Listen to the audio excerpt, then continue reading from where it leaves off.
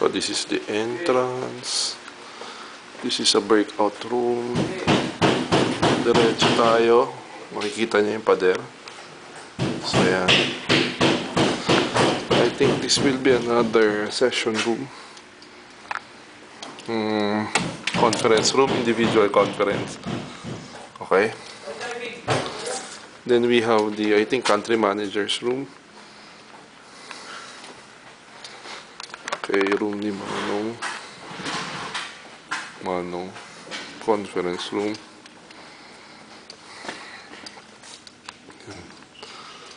So again, pader natin, ganun pa rin.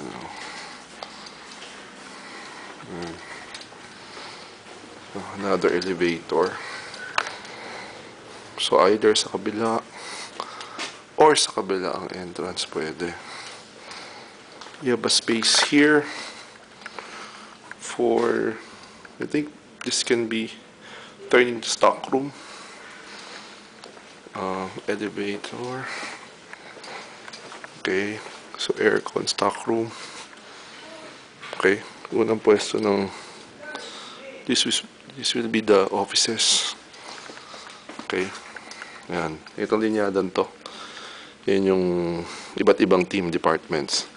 So off front meron siya yung mga vents sa aircon, mga electricals, tapos may, of course, may service elevator dito. Yan. So look at the walls na workout natin. Yan. Moving forward, wala ng view natin. Mall sa labas. Okay. Eto, papasok na tayo. Bossing. Ito naman ang pantry. Okay, pantry. Then okay, dito na yung area natin.